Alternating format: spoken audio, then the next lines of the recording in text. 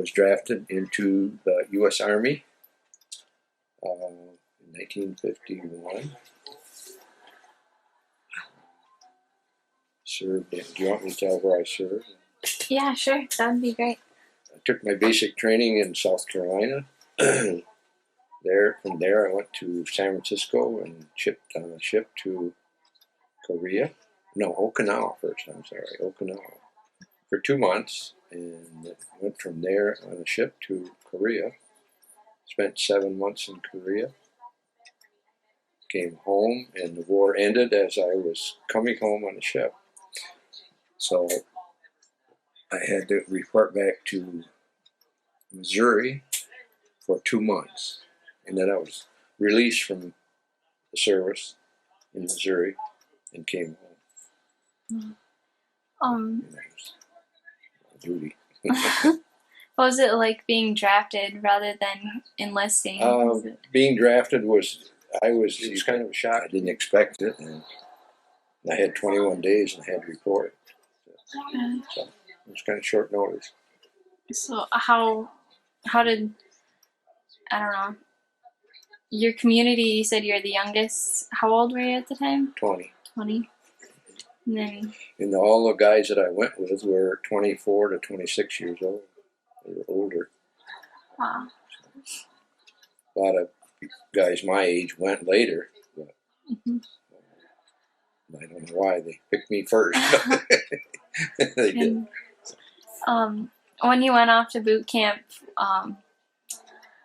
was it harder? What was harder, like the initial, like realizing that you actually had to go, or when you got there and you had to go through that? It wasn't bad before, I guess, because you don't know what to expect, really. And it's worse after you get there. A lot worse. They do make it hard for you. And they try to see how much you can take, and they don't make it easy on you through basic training. Once you're out of basic training, it's not so bad. It was a hard time for me. Right. Yeah. It was hard, but we all lived through it. So most all of us. There was a few that didn't make it, but most of the guys made it through. Do you recall like your first days actually getting and being put into combat, or like any? The hardest part was at first. When I got to Korea, it was the guys that were already there. Some of the older guys that didn't have very long to go, that they would ship out. They had a point system, and you got so many points, and then that's how you left Korea. Once you got there, you were there until you had 36 points, and you earned points by the month. In a combat zone, you got 4 points a month. But for me, the first week or so was the hardest because you didn't know what to expect. All the training we received in basic was World War II type training, the same training that World War II soldiers received. In Korea was nothing like World War II. Nothing at all. We fought from trenches, and it was more like World War I, actually. We were in trenches and bunkers, and it was one hill after another. We'd take a hill, and they'd take a hill. We just went back and forth. It was kind of a stalemate type of fighting. But the first week was the worst. I thought you said you were going to You do get conditioned to it a little bit. You get used to it. It's never easy, but you do get used to it. So. Did you almost have to, I don't know, like numb yourself from like? You do so, or get numb to the fact of the killing part. Yes, you do. At first, it's hard, but you do get used to it. It's not easy. Is there any particular like time that you're fighting that sticks out in your mind, like that really impacted you? Yes, at the time when I lost my hair, we were overrun, and there was not very many of us that made it through. When I said overrun, we were actually our line was overrun by the North Koreans, and so it was kind of a bad time for all of us then. And that's when I lost my hair. Over that, it was the shock of it and everything. So. And do you remember any of your instructors maybe when that was happening, or just while you were over there, and like how? Do I remember any of them? Yeah, like particularly. In basic, you'll never forget your first sergeant in basic, because he's the one that makes it hard for you. An example, we'd go out on the range and fire a weapon, say we start out with a rifle, and then we go from there to heavier weapons, and then after you fire them, you have to go back, and you have to clean them. And several times we had to clean them all night long. They were never clean enough. We'd clean them and take them up for inspection, and they weren't clean. You had to take them back, take them all apart, and clean them again. And I'll never forget that guy. He was and the officers in Korea weren't too bad, because we really didn't have a lot of contact with them. We were the sergeants that were in charge of squads, pretty much run things, and I think I saw officers maybe 3 or 4 times in 7 months. Okay, so they weren't really around. Yeah, they weren't really around that much. No. They were behind us. They were. They were safe. Yeah. They were. Oh goodness. Yeah. What kind of weapons, or maybe not even just weapons, but like machinery or like that kind of stuff? Was I involved with? Yeah. I was in what's called a heavy weapons company, and we were our main weapon was a 4.2 mortar, and we carried sidearms, 45 caliber pistol sidearms, and carbines. Most of the guys, because we had, it was hard to carry a rifle most of the time, because we were handling mortar shells and aiming mortars and moving them, and that type of thing. So we were pretty heavy equipment, some of it. But never got to drive any trucks or jeeps or anything like that. I rode in them, but I never got to drive one. Right. Did you ever specialize in anything while you were over there, or anytime you were in the armed forces? Was there anything? No, I was a mechanic when I went in, and I tried to get into that, but at the time I went in, all they needed was guys to go to Korea. That was everybody in basic. My whole company in basic training shipped to Korea. The whole company. Wow. And that's where they really needed the guys that were being drafted at that time. They sent them right to Korea. What are some of the things that like went through your mind or go through a soldier's mind while they're there and just during the whole process? And combat and that type of thing. Everything, yeah. Well, first you're really scared. You really, I never expected anything like that, I guess. And it's quite a frightening thing when you have shells going off all around you, and see people die, and it's hard to get used to that. But that's part of war. I mean, you're involved in a war. It's what you have to go through.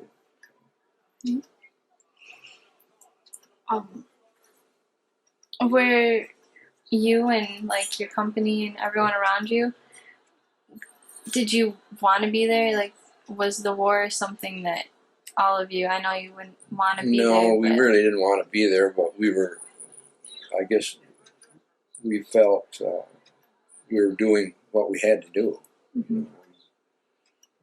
Still, I felt anyway, and most of the guys, they were over there. There was a few that that didn't feel that way, but I felt like we were stopping communism at that time. That was Right. the big thing, that we thought we were helping people get free of communism. Did you get to stay in touch with your family at all, or were you Just by letter. just by We letter? were, mail. We did get mail. Sometimes it was pretty old by the time we got it, but and I wrote probably not every day because I couldn't write every day, but 3-4 times a week I tried to write a letter. And like this. We did get. I got a cake one time through the mail, Oh. and it was all smashed and crumbs. All wasn't crumb in the bottom. I can't remember. I think my mother sent it to me. I can't remember. The best thing I got through the mail was dried soup, like dried chicken tuna soup.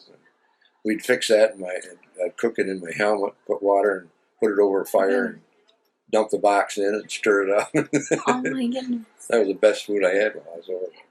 Most of the time, we just had K rations, C rations. Not too much hot food. Yeah. Were you always supplied with food, or were there times where they couldn't get it to you and you had to? A few times we had, we got regular rations that we had to carry with us. Mm-hmm. Anytime we went out, we had a certain amount of food, but sometimes it didn't last as long as we were out where we couldn't get food again. So. Mm-hmm. But I lost 35 pounds in 7 months. That's insane. Didn't eat too good. Not too good. Did you know about any of like the native species there that you could eat, or not really, like fruits or There anything? was nothing. Nothing? Nothing. Just everything? Nothing. Anything that was there was blown up. Yeah. The trees were, what trees were there were all blown up. Half of them were blown off up above the ground, but there was very little vegetation left. Everything was just blown to pieces. It wasn't like Vietnam. North Korea was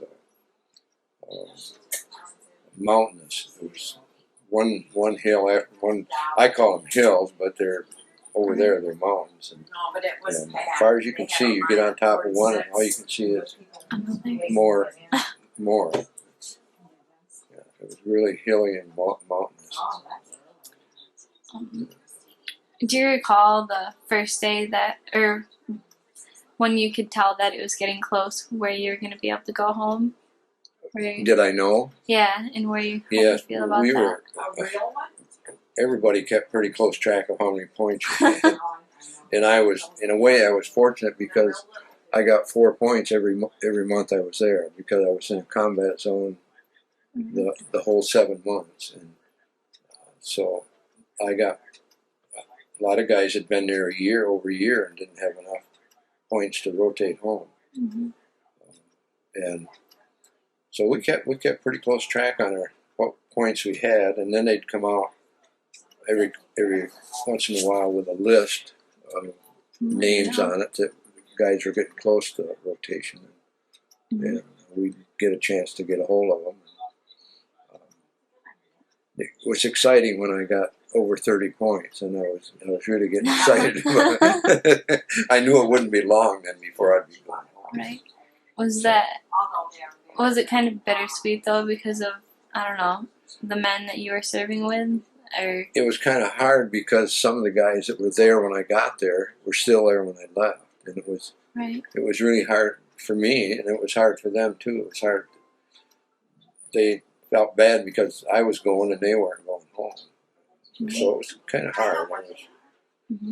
And the last week you're there, you don't have to do anything. You don't have to go out into combat or anything. And we built trenches and bunkers. And we'd build bunkers out of sandbags and logs. We'd blow trees down and put them over the top. And So that's where we stayed at night, inside the bunkers. Or whatever. So I stayed inside a bunker for 7 days. Really, it just I didn't go out at all. so We're called short timers, though. Guys that get down to the last week there. Yeah, that's the best. Short timers, and you don't have to. Although I did pull guard for one guy that was he was kind of an alcoholic. Okay. Well, He have drank fun, shaving kids. lotion and anything he could get a hold of that had alcohol, and he'd drink it. He was in pretty bad shape a few nights, and so I pulled guard for him a few nights just to help him out. did that gain you a lot of respect, or did guys just see that as? What's that? I said, did that gain you a lot of respect? Doing No, being not out really. of the bunker, no. Not really. No, not really. Everybody kind of, we were all there together and all doing the same thing, but we were all individuals too. Mm-hmm. I made a lot of friends there and kept a lot of them after I got home. We traveled to New York and Pennsylvania to see some of the guys that were in the service with.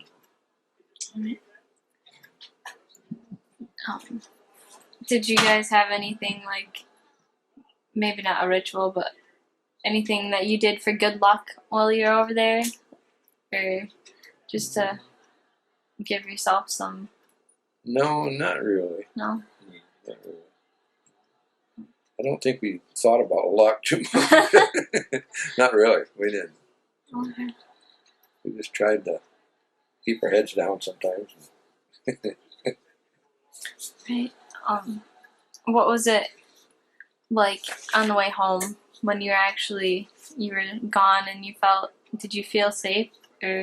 Oh yeah, You the minute I got on the ship in the harbor and it left the harbor, I felt I felt good. Once we got on the open ocean, then I felt fine. Other than I got seasick. Yeah, that was a good feeling. Long trip though, 14 days on a ship coming home. It was long. What did you do? Just. I actually volunteered to work in the meat department. I was slicing meat bologna for making sandwiches. So it helped pass the time. Right. Spent a lot of time up on deck because I didn't get as sick when I was up on deck in the fresh air than I did down inside the ship. It was the guys are packed in the ship in the bottom so much. The bunks are like 4 high, stacked, and they're all they are is canvas on pipe, and they're stacked 4 high, and they're just right tight together. You don't have any room hardly to breathe. It's different smell inside of a ship. Didn't want to have anybody pass gas. No, that's for sure. No, it was. I spent a lot of time that I wasn't in the meat department cutting meat. A lot of time on deck. The weather was nice. It was warm, and the sun was warm. Pretty nice, but it was a long 14 days. When you got home, how did not only your family, but I don't know, the citizens of, you lived in Lowell, right? Mm-hmm. Yes. Yeah. How did everyone react to you? Did they welcome you, or? Did they... Yes, they did. It was people treated us when we arrived in Seattle, Washington, on the way home. They had a band at the dock, and people were at the dock, and they played a band and put us on buses and took us through town, and it was yes, they did. It was great. It was a good feeling to see the people and put on a little bit of celebration. The people in Lowell know that when I got home, I had a hard time because I'd lost my hair and I didn't handle it very well. Nobody was bald at that time. I was the only one that was in town that was bald, other than the old guys, but I was a young kid then, So I had a hard time with that. And young kids would laugh at me when they saw me walking down the street with no hair. They'd say, "Look, that guy got no hair." thought it was kind of hard for me. Good thing I came along.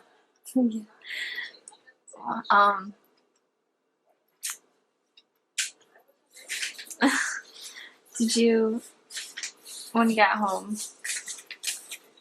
how did you keep your life going? I know you said you had a hard time with losing your hair, but did you just... I had, my job was waiting for me, so I went right back to the same job I had when I left. And so that part of my life was not too hard. And people at work made me feel welcome and comfortable. I didn't have a problem with that. So. How long is that supposed to be? So. Yeah. So no, I was that wasn't too hard for me come back. to get back into the swing of working. I thought a long time. I took 30 days when I got home before I went back to work. I thought about going back to school, but because I could have gone back on a GI Bill. But my job was waiting, and they kept calling me to come back to work. So I finally went back to work, and then I was a mechanic the rest of my life till I retired. If you want, I guess we can wrap it up. If someone else was looking to go on the service, what would you say to them? Would you ever do it again? Would you go back? If you could... No, I wouldn't advise anybody to go in just for the sake of going in. If they have a reason, like to be able to get college credit or to be able to go to college, then, or if they don't know what to do with their life, they would soon find out that they didn't want to make the service their career. I think most guys would, but. And women. It's not that bad once you get through. Basic training is the worst part of being in the service. And as long as you don't mind being away from home, that's the hard part. No, I wouldn't really recommend it to anybody. All right. Well, thank you for... Okay. Alright, would you like to start off giving everyone your name, what war you're in, and what branch you served in? Okay, my name is John Schneider. I was in the U.S. Army. What else did you ask me? What war you were in? Oh, the war. I was in the Korean War. When you were in the Army, where did you serve at? What areas or what camps? Yeah. I had my basic training in Fort Jackson, South Carolina, and from there I went to Okinawa for 2 months. I was stationed there on an Army base at Okinawa, and from there I went to Korea, and I spent 7 months in Korea. Okay. And when I left there, I came home, and I went to Fort Leonard Wood, Missouri for 3 months and finished out my time in the service there. What was it like being drafted rather than enlisted? I don't know how the guys that enlist feel, but I think they are a little better prepared because they think about it ahead of time. Where when you're drafted, all of a sudden you get a letter in the mail that says, "Greetings, you have been selected by your friends and neighbors," and that's the first you know that you're going to have to go to the service. And being that there was a war going on, the Korean War, at the time, then you're pretty certain you're going to have to go there. So I was not too happy, and I also received it on Christmas Eve, 1951, and that wasn't a very good time to get it on Christmas Eve. Wasn't too happy about it.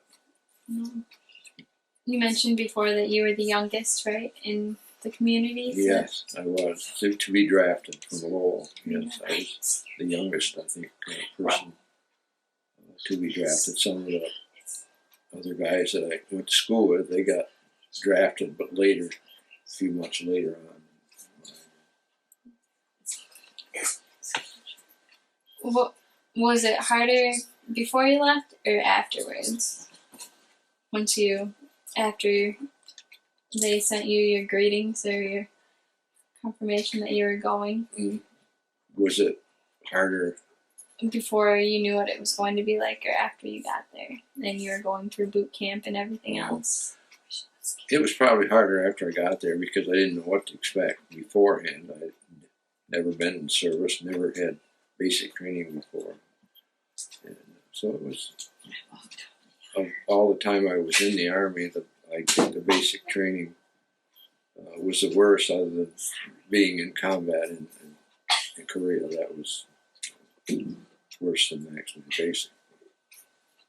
Do you recall your first days in combat and what it was like for you and how that affected you? Yeah, I'll never forget it. That's something that I don't think any soldier ever forgets, his first days in combat. And when I got to Korea, a lot of the guys that were already there had been there quite a long time, and they were more nervous than I was, I guess. Some of them were about ready to rotate home, and they didn't have long to go to stay over there. And, I guess I knew I was going to have to be there for a while, so it was. But it's hard. It's a hard thing. You don't know what to expect if you've never been through it before, and so it's kind of hard at first to realize what's going on.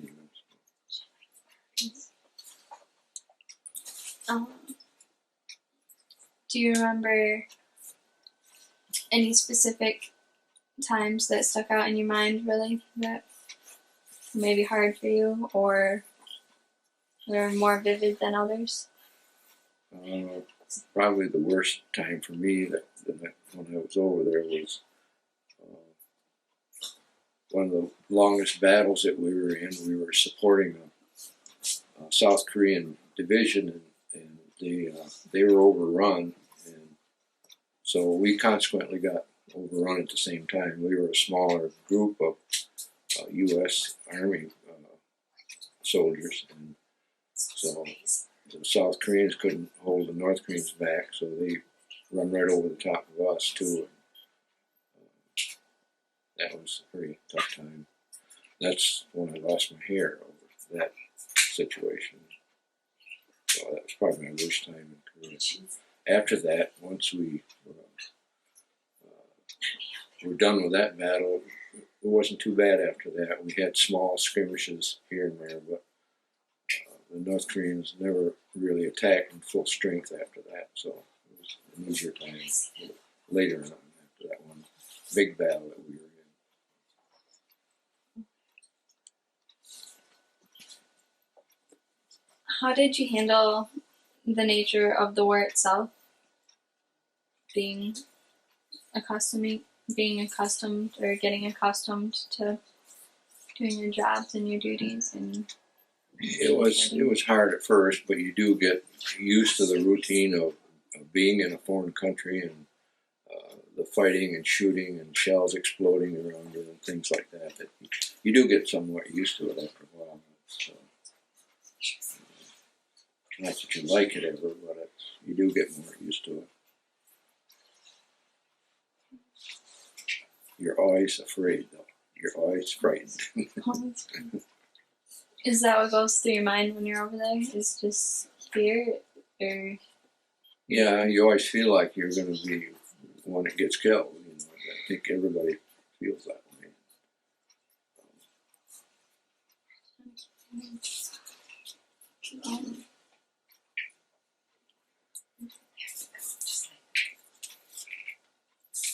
Do you remember any of your instructors specifically? One in particular stands out in basic training. You're talking about basic training. I had 8 weeks of basic training, and then we had, I was in a heavy weapons company, so we had an additional 8 weeks of what they call heavy weapons, which were the bigger machine guns and mortars. And we'd go on field maneuvers to fire the weapons, and then when we came back, we always had to clean them. And we'd spend the whole day out in the field firing the weapons, and then sometimes we'd have to stay up all night cleaning them. And we'd clean them once and try to turn them back in, and the instructor they never were clean enough, so we'd have to clean them all over again. And this could go on all night long, and it was just harassment to try to see how much we take. Do you?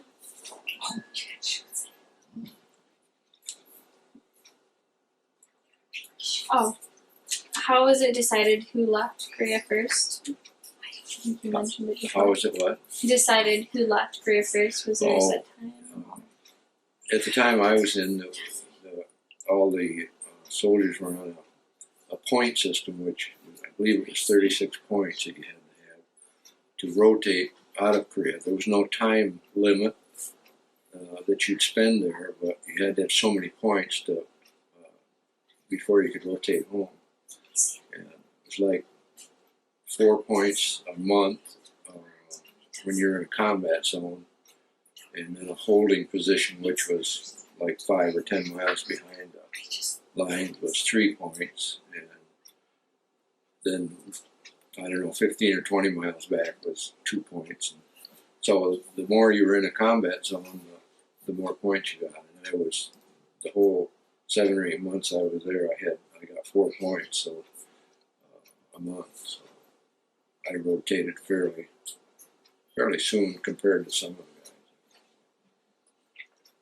And then going back to your basic training, how did you?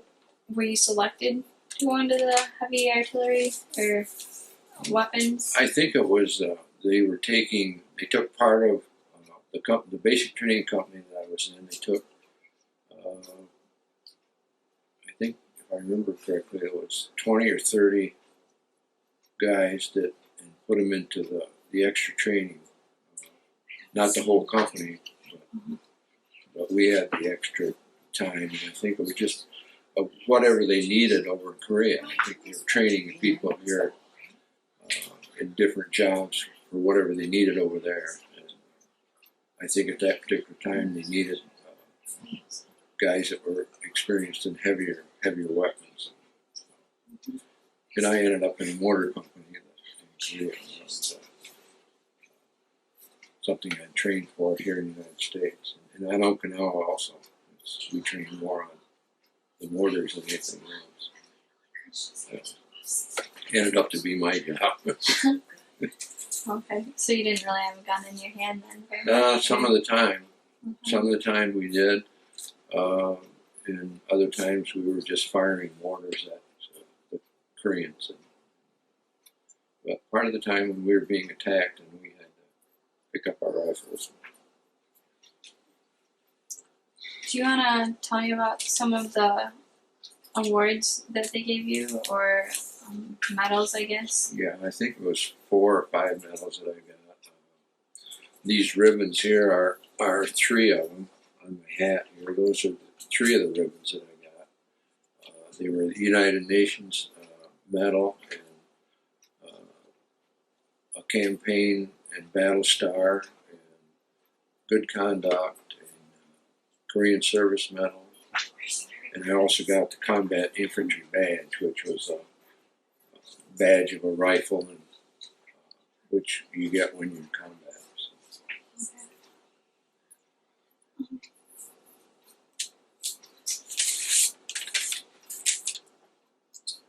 Is there anything else you want to talk about, or anything that you want to share now? No, I guess not. Alright. And thank you for your time. Okay, thank you. Military History Project is a series of documentaries in association with the Lowell area men and women who proudly served and sacrificed part of their lives to preserve the opportunities for all of us to build our businesses and raise our families under a blanket of freedom. For reservations and more information, contact the Lowell Area Historical Museum at 616-897-7688.